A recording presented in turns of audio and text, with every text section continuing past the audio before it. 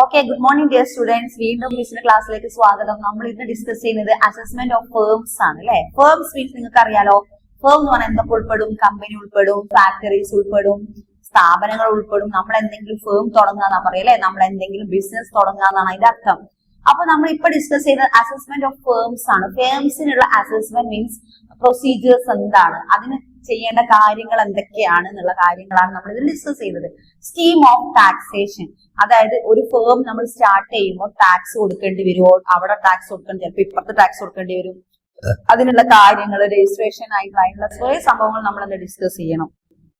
Okay, അപ്പോ അതിൽ first point എന്താ നമ്മൾ പറയുന്നത് എന്ന് വെച്ചാല് ഫീച്ചേഴ്സ് ഓഫ് പാർട്ട്ണർഷിപ്പ് എന്നാണ് ഒരു ഭാഗം നമ്മൾ പറയുന്നത്. Okay, features of partnership.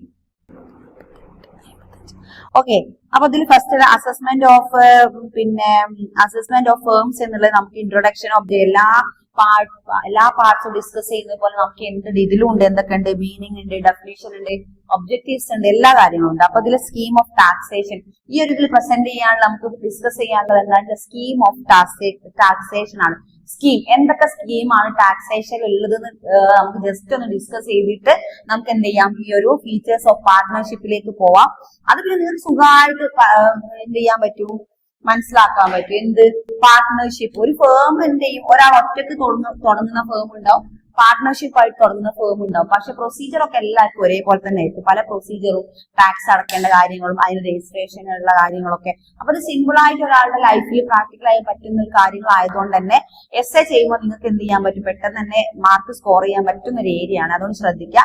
അപ്പൊ ഫസ്റ്റ് തന്നെ സ്കീം ഓഫ് ടാക്സബിൾ എന്ന് പറയുന്ന ഒരു ഇത് നമുക്ക് ജസ്റ്റ് ഒന്ന് എസ്എ ആണ്. ഇതൊരു എസ്എ ക്വസ്റ്റ്യൻ ആണ്. ഇത് നമുക്ക് ജസ്റ്റ് വായിച്ച് പോയിട്ട് എന്ത് ചെയ്യാം, മിസ് ഒന്ന് ഡിസ്കസ് ചെയ്തുതരാം. ഇത് എസ്എ ആണ്. അതിനുശേഷം റിലേറ്റഡ് ആയിട്ടാണ് എങ്ങോട്ട് വരുന്നത്, ഫീച്ചേഴ്സ് ഓഫ് പാർട്ട്ണർഷിപ്പിൽ. ഇത് പറയുമ്പോൾ എളുപ്പമുള്ള കാര്യമാട്ടോ മക്കളെ. സ്റ്റുഡൻസ്, നിങ്ങൾ ഇത് ഫീച്ചേഴ്സ് ഓഫ് പാർട്ട്ണർഷിപ്പ് രണ്ടാളും നമ്മൾ ഒരുമിച്ച് ഷെയർ ചെയ്തില്ലേ, ഷെയർ ഒക്കെ ആക്കിയിട്ട് നമ്മൾ ബിസിനസ് തുടങ്ങുന്നതിനെ പറ്റിയുള്ള കാര്യങ്ങളാണ് ഇത്. അപ്പൊ നമ്മൾ ഫസ്റ്റ് എന്താ, സ്കീം ഓഫ് ടാക്സേഷനിലേക്കാണ് പോകുന്നത്. അതൊരു 10-20 പോയിന്റ്സ് ഉണ്ട്. സ്കീം ഓഫ് ടാക്സേഷൻ ഉള്ളതാണ്. നോൺ കോംപ്ലിയൻസ് സെക്ഷൻ എന്തൊക്കെ ഉണ്ട് അറിയോ, ജനറൽ റൂൾസ് ആൻഡ് പ്രൊസീജിയർ ഉണ്ട്. ഈ ടാക്സേഷൻ സ്കീം നമ്മൾ അറിയേണ്ട ചില കാര്യങ്ങൾ, ഒരു ഫേം ഇൻട്രൊഡ്യൂസ് ചെയ്യുമ്പോൾ, ഒരു ഫേം സ്റ്റാർട്ട് ചെയ്യുമ്പോൾ നമ്മൾ അറിഞ്ഞിരിക്കേണ്ട കുറെ കാര്യങ്ങൾ, that is the scheme of taxation എന്നാണ് ഒരു എസ്സേന്റെ പേര്. അപ്പൊ അത് എത്ര പോയിന്റ് ഉണ്ടെന്ന് വെച്ചാൽ ഏകദേശം ഒരു 10-20 പോയിന്റ്സ് ഉണ്ട്. എന്തൊക്കെയാണ് അതിൽ സ്കീമിലുള്ളത് നോക്കാം. First general rules and procedure ഉണ്ട്. പ്രൊവിഷൻസ് ഓഫ് റിഗാർഡിംഗ് അസസ്മെന്റ് ഫേമിനെ പറ്റി റിഗാർഡ് ചെയ്യുന്ന കാര്യങ്ങളൊക്കെ പറയുന്ന ഒരു ഫേം, അങ്ങനത്തെ ഒരു സംഭവം. Assessment case of non compliance of section 184. ഈ സെക്ഷൻ ഒക്കെ എതിലാ വരുന്നത് മിസ് റിപ്പീറ്റ് ചെയ്യുന്നല്ലോ. 1961 ആക്ടിലെ സെക്ഷൻ 184 അസസ്മെന്റ് ഓഫ് എന്തില്, ഈ ഫേംസിൽ പറയുന്ന ഒരു സെക്ഷൻ സ്കീമാണ് എന്ത്, regarding assessment of firm. Computation of book profit ബുക്കാണ് BOOK, book profit. Computation of a total income and firm, computation tax liability of firm, and the province's alternative minimum tax, and the computation of partners income from the firm. അതായത് പാർട്ട്നേഴ്സിന് കിട്ടുന്ന income അതിൽ എന്ത് ചെയ്യണം, register ചെയ്യണം. Assessment of reconstituted firm. Okay, next പറയുന്നത് എന്താ, joint and several liabilities of partners for tax payable firm. Dissolution of a firm of discontinuance of business, അഥവാ discontinuity ആയിട്ട് വന്നാലുള്ള അതിനുള്ള പ്രൊസീജിയർ അതും അറിഞ്ഞിരിക്കണം. Procedure of tax payment and filling the return of income by firms, അതും നമ്മൾ ഇതിൽ procedure ആണ്. ദെൻ പിന്നെ ഇതിൽ ഇല്ലസ്ട്രേഷൻസും കാര്യങ്ങളോട് കൂടി നമുക്ക് എന്ത് ചെയ്യാൻ പറ്റും, പെട്ടെന്നത് ഒരു സ്കീം ഓഫ് ടാക്സേഷൻ എന്നതാണ്. ദെൻ ഇൻട്രൊഡക്ഷൻ നമുക്ക് ജസ്റ്റ് വായിക്കാം. എന്താണ് the traditional form of business organisation ഈ സോൾ ഓഫ് പ്രൊപ്രൈറ്റർഷിപ്പ്. പ്രൊപ്രൈറ്റർഷിപ്പ് എന്ന് നിങ്ങൾ കേട്ടിട്ടില്ലേ? പ്രൊപ്രൈറ്റർ, അത് ഒരു ഫേം അല്ലെങ്കിൽ ഒരു കമ്പനി മീൻസ് ഒരു ഫാക്ടറി നടത്തിക്കൊണ്ടു പോകുന്നതിനെയാണ് പ്രൊപ്രൈറ്റർ. അത് പ്രൊപ്രൈറ്റർഷിപ്പ് എന്ന് പറയുന്നത്. പ്രൊപ്രൈറ്റർ എന്ന് പറഞ്ഞാൽ അതൊക്കെ നോക്കി നടത്തിപ്പുകാരനെയാണ് നമ്മൾ എന്തെന്ന് പറയുന്നത്, പ്രൊപ്രൈറ്റർ എന്ന് പറയുന്നത്. ഇതൊരു BCom സെക്ഷൻ ആണ്. അതായത് BCom BCA ഒക്കെ നമുക്ക് ഇത് ഓരോ സെക്ഷൻ നമുക്ക് എന്ത് ചെയ്യും, ഹെൽപ്ഫുൾ ആണ്. അതുകൊണ്ട് തന്നെ നമുക്ക് ഈ ഒരു സെക്ഷനിൽ എന്താ പറയുന്നത്, ഇവിടെ പ്രൊപ്രൈറ്റർഷിപ്പ് ഒക്കെ നമുക്ക് എപ്പോഴും എന്ത് ചെയ്യണം, മനസ്സിലാക്കേണ്ടത് നമ്മൾ ഇതിൽ പറയുന്ന ഒരു വേർഡാണ് proprietorship. When the business resources are provided by the trader himself, this form of business may be suitable of the small-sized business but cannot suit the medium. May be suitable small-sized business but cannot be suit the medium and large-sized unit. Sole proprietorship. എന്താണ് soul? Means നമ്മൾ, ഒരാൾ ചെയ്യുന്ന proprietorship ആണ് soul proprietorship. അതായത് അയാളുടെ firm ആയിരിക്കും. അതിൽ നഷ്ടം വന്നാൽ ഒരാൾ സഹിച്ചാൽ മതി, ലാഭം വന്നാൽ അയാൾക്ക് ഭയങ്കര സന്തോഷവും, അയാൾ മാത്രം സന്തോഷിച്ചാൽ മതി. കാരണം ഒരാളേ ഉള്ളൂ, പാർട്ട്ണർഷിപ്പ് ഇല്ല. ദാറ്റ് ഈസ് സ്മോൾ അല്ല, sole, SOLE, sole proprietorship. Objectives and after studying the unit, you would be able to study the scheme of taxation followed while marketing the assessment of income firm of partners and follow firm of partners to collect the partners loss and benefit ഒക്കെ മനസ്സിലാക്കാൻ പറ്റും. And rules that followed by imposing tax form of partners, how to collect the form then, and discipline should be followed by the firm under the arrive to correct taxable income, the tax payable. Definition and meaning of partnership. എന്താണ് definition, എന്താ meaning, എന്താ partnership? According to section 4 Indian partnership act, അതിനൊരു act ഉണ്ട്, partnership act. Indian partnership act പ്രകാരം ഈ 1932 ഈ partnership act ഇറങ്ങിയത്. എന്നാണ്? ഇൻ 1932 എന്ത് ആക്ട്? Indian partnership act. അതിലെന്താ പറഞ്ഞത്? Partnership mean the relationship between the person who have agreed to share profit and business carried by all, any of them acting for all. അതായത് the persons ആട്ടോ, persons രണ്ട് വ്യക്തികളാണ്, രണ്ടാളുകളാണ് persons, രണ്ട് വ്യക്തികൾ who have agreed to share profit. അവർ രണ്ടാളും agree ചെയ്യാണ്. Share to profit മാത്രം share ചെയ്താൽ മതി, അല്ല, പ്രോഫിറ്റ് മാത്രമല്ല, share of business carried by all or any of them acting for all. അതിനെ കൊണ്ടുണ്ടാവുന്ന എല്ലാ പ്രശ്നങ്ങളും എല്ലാം ഇതാക്കാനുള്ളത് രണ്ടാളും തമ്മിൽ എഗ്രി ചെയ്യാണ്. അത് ലോസ് ആയാലും പ്രോഫിറ്റ് ആയാലും അവർ രണ്ടുപേരും എന്ത് ചെയ്യുന്നു? സഹിച്ചോളണം. All persons who have entered into partnership with one another are called individually partners and collectively a firm and name under which business is carried one are called the firm name. എന്താണ്? All persons who have entered into partnership with one another called individually partners. എന്താവും? അവര് individually partners, വ്യക്തിപരമായിട്ട് എന്താവും? Partners ആവും, അല്ലെ? And collectively the firm and the name under which business is carried called the firm name. അതൊരു എന്താണ്? രണ്ടാളും കൂടി നടത്തിക്കൊണ്ട് പോകുന്ന ഒരു ഫേമായി മാറും. Essential features of partnership firm. എന്താണ്? ഒരു എക്സാമ്പിൾ ആണ്. ഫീച്ചേഴ്സ് ഒക്കെ partners, essential features of partner. എന്താണ് ഫീച്ചേഴ്സ്? എന്താ? Partnership is an agreement between a more person. It verbal agreement to treated a value return agreement. Verbal വായോണ്ട് പറഞ്ഞാൽ മാത്രം പോലെ, ഇറ്റ്സ് എ റിട്ടേൺ അഗ്രിമെന്റ് ആയിരിക്കണം.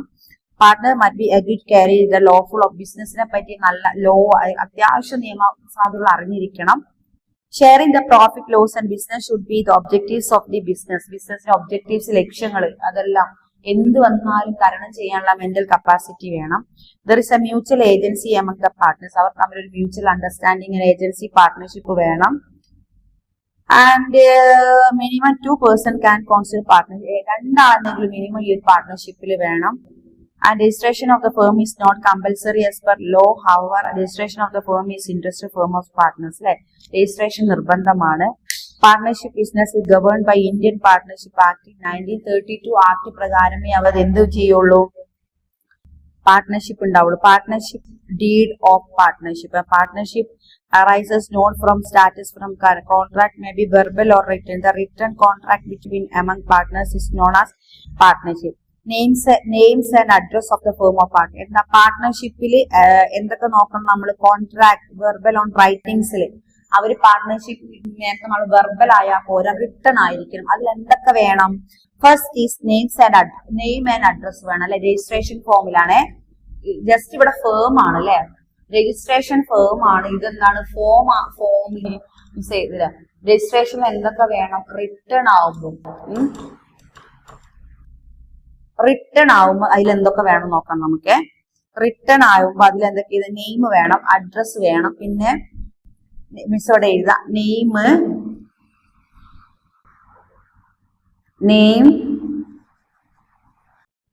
Name, address, then capital,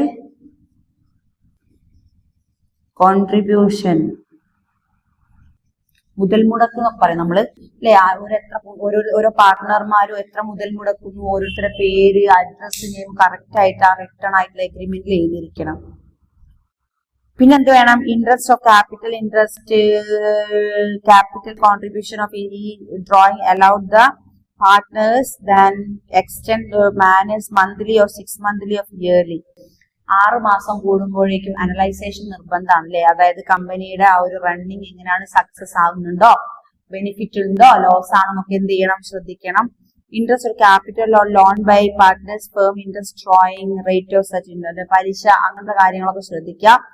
Preparation of division of profit of losses and absence of agreed the ratio of profit, loss and shared equally. Loss വന്നാൽ equally share ആക്കണം. And rights and duties and liabilities of partners, അതിൽ correct ആ എഗ്രിമെന്റിൽ അവരുടെ right and duty, അവർ ചെയ്യേണ്ട കടമകളും ഉത്തരവാദിത്തങ്ങളും അവരുടെ അവകാശങ്ങളും വരെ എന്ത് എഴുതിയിരിക്കണം അതിൽ ആ പാർട്ട്ണർഷിപ്പിലെ എഗ്രിമെന്റ് പേപ്പറിൽ. Procedures as admission and retirement partner, അതായത് അതിലൊരാൾ പോവുകയാണെങ്കിൽ, വരികയാണെങ്കിൽ, പുതിയൊരാളെ ചേർക്കുകയാണെങ്കിലൊക്കെ എന്തായിരിക്കണം, അത് റിട്ടേൺ ആയിരിക്കണം.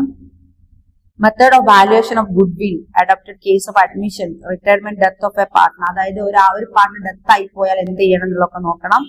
Methods of keeping accounts and audit അല്ലെ, ഓഡിറ്റ് കീപ്പ് ചെയ്യണം. മെത്തേഡ്സ്, അതിനൊക്കെ റെക്കോർഡ്സ് വേണം അല്ലെ. ഓഡിറ്റ് എന്നാൽ അവരുടെ ആ ഒരു എന്ത് ചെയ്യണം, ഓഡിറ്റ് ചെയ്യണ്ടേ, കണക്കൊക്കെ നോക്കണ്ടേ, അപ്പൊ അതൊക്കെ കറക്റ്റ് ആയിട്ട് ഡീറ്റെയിൽ ആയിട്ട് വേണം. പാർട്ട്നർ സാലറി, എനി പാർട്ട്നേഴ്സിന് സാലറി ബേസോ ഷെയറോ പ്രോഫിറ്റ്, എങ്ങനെയാണ് ഇവര് ലാഭം അവര് തുല്യമായി വീതിച്ചെടുക്കുന്നത് എന്നുള്ള കറക്റ്റ് അതിൽ എമൗണ്ട് എഴുതണം. Rules to operation to bank account by partners bank account വഴി പോകുന്ന എല്ലാ രേഖകളും കറക്റ്റ് ആയി നോക്കണം. അനലൈസ് ചെയ്യണം ആൻഡ് വെരിഫിക്കേഷൻ ചെയ്യണം. Methods of evaluating asset and liabilities, അവർക്ക് ഇനി അഥവാ പ്രോഫിറ്റ് കൂടുമ്പോൾ വാങ്ങുന്ന അസറ്റുകളെ പറ്റി, അതുകൊണ്ട് ആ ലാഭം കൊണ്ട് വേറെ എന്തെങ്കിലും സംഭവങ്ങൾ, അസറ്റൊക്കെ മീൻസ് സ്വത്തുക്കളൊക്കെ ഉണ്ടാക്കാണ്, അതിനെപ്പറ്റി കറക്റ്റ് ഡീറ്റെയിൽസ് എഴുതണം. Circumstances to which firm shall be dissolve ആവുമ്പോൾ കറക്റ്റ് എന്താവണം, അതിന്റെ സാഹചര്യത്തെ പറ്റി പഠിക്കണം. And to settlement made between among the partners, അവർ സെറ്റിൽ ചെയ്യണം, അവസാനം എന്താ സെറ്റിൽമെന്റോ കാര്യങ്ങളോ, ലാസ്റ്റ് അവർ പിരിയും, അതിനുള്ള കാര്യങ്ങളൊക്കെ നോക്കണം. രജിസ്ട്രേഷൻ ഫേമിന്റെ പ്രത്യേകതകൾ എന്തൊക്കെയാണ്? Registration firm, non registration firm ഉണ്ട്, രജിസ്ട്രേഷൻ ഫേം ഉണ്ട് അല്ലെ. അപ്പൊ രജിസ്ട്രേഷൻ ആദ്യം നോക്കുന്നത് എന്താണ്? രജിസ്ട്രേഷൻ ഫേം മീൻസ് നേരത്തെ പറഞ്ഞ നമ്മൾ ആ ഒരു കമ്പനി, ഫാക്ടറി, ഫേം, ബിസിനസ് ഒക്കെ പറയാം.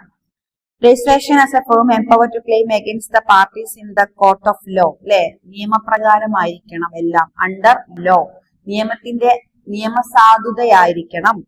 It will enable to partner enforce to claim against the co-partners against the third parties. ഒരു തേർഡ് പാർട്ടീസിനെ കൊണ്ടുവരുമ്പോൾ സെക്കൻഡ് പാർട്ടീസും അറിഞ്ഞിരിക്കണം. എന്ത് ചെയ്യാൻ പാടില്ല? ചീറ്റ് ചെയ്യാൻ പാടില്ല. It also safeguards third parties against fund of misrepresentation done by partner of firm by being registered incoming partner and himself against other fellow partners without their good faith. അവരുടെ ശരിയായ വിശ്വാസത്തിൽ അധിഷ്ഠിതമായിരിക്കണം. എന്താവണം? Partners തമ്മിൽ എപ്പോഴും ഒരു വിശ്വാസം വേണം, ഒരാളെ ചീറ്റ് ചെയ്യാൻ പാടില്ല. Registration of the firm can be affected by any time. അവരെന്ത് ചെയ്യാം? പല നോൺ രജിസ്ട്രേഷനിലാണ് പറയുന്നത്, അവർ ഏത് സമയത്ത് എന്താവാൻ സാധ്യതയുണ്ട്?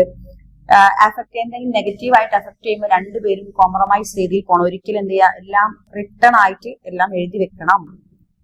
പിന്നെ നോൺ രജിസ്ട്രേഷൻ ഫേമിൽ പറയുന്ന പ്രധാന, it can be enforced claim against any third party for recovering ഡെപ്റ്റ് എക്സീഡിംഗ് RS. അതായത് തേർഡ് പാർട്ടീസ് അതിലേക്ക് എൻട്രി ചെയ്യുമ്പോൾ ആദ്യം നമുക്ക് അറിയാലോ 2 പേഴ്സൺസ് ആണല്ലോ അല്ലെ, 2 വ്യക്തികൾ തമ്മിലുള്ള പാർട്ട്ണർഷിപ്പ് ആയിരിക്കും. തേർഡ് പാർട്ടീസ് വരുമ്പോൾ രണ്ടുപേരും അറിഞ്ഞിരിക്കണം, അല്ലാതെ ചീറ്റ് ചെയ്യാൻ പാടില്ല. Non registration does not proceed third party to sure the firm of his partners അല്ലെ. അതന്നെ, തേർഡ് പാർട്ടീസ് വരുമ്പോൾ അതിന്റെ സാമ്പത്തിക കണക്കൊക്കെ വെരിഫൈ ചെയ്ത് കറക്റ്റ് റിട്ടേൺ ആയിരിക്കും എല്ലാ അഗ്രിമെന്റ് ബേസ്. ഓക്കെ, ഇത്രയും കാര്യങ്ങളാണ് പാർട്ട്ണർഷിപ്പിലേക്ക് വരുമ്പോൾ നമ്മൾ മനസ്സിലാക്കേണ്ടത്. ഓക്കെ.